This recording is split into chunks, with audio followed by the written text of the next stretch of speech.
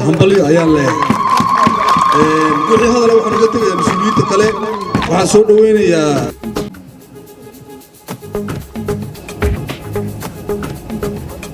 ኃይል ማመንጫ ፕሮጀክት የምረቃ ቀን በሰላም አደረሰን።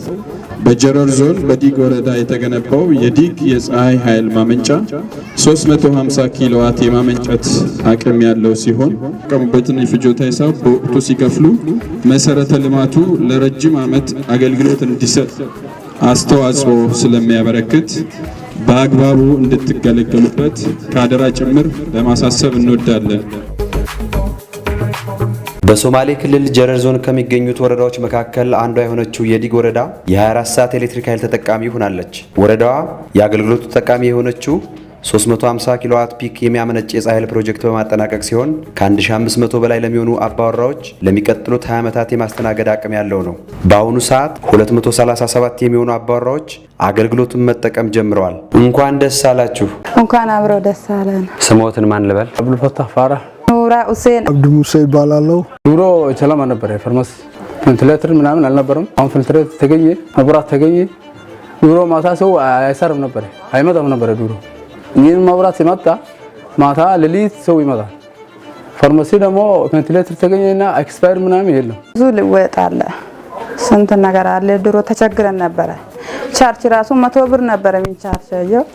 አሁን ፍሪጅ ቀዝቃዛ ውሃ እንጠጣለን፣ በሾል እንሰራለን። ድሮ እንጨት ስንት ነገር ችግር ነበር። እዚህ ዲግ ላይ አልሐምዱሊላህ ስንት ነገር አይተናል። አሁን ማብራት ነው የምንጠቀሙ፣ ሞባይል ነው የሚቻርጅ ነው፣ ቀዝቃዛ ውሃ እንጠጣለን፣ በሾልን ነው የምንሰራ። ድሮ ከሰልና እንጨት ነበረ። አሁን በሌሊት ነው የምንሰራ ወጥ ሁሉን ነገር በማብራት። መጀመሪያ በጣም ደስ ብሎኛል ዛሬ አልহামዱሊላህ ረብል ዓለሚን። እነዚህ ሰዎች የተረሱ ሰዎች ነበሩ። መብራት አልነበራቸው።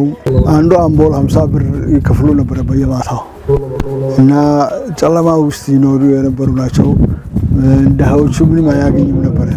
አሁን የተሰጣው እድል ያገኙት እድል በጣም እኛ ቀርቶ እነሱ በጣም ደስተኞች ናቸው። ከተማው አሁን እንደሚታየው በየቦታ ፍሪጅ አለው፣ ልብስ ማጠቢያ አለው፣ ስቶፍ አላቸው፣ ምግብ እንጀራ የሚሰሩበት። ድሮ ከሰል ነበር አካባቢው፣ ዛፎቹን አቃጥሎ ከሰል ይሰሩበት ነበር። አሁን ስቶፍ እየሰሩበት ነው። በጣም ጥሩ ነው።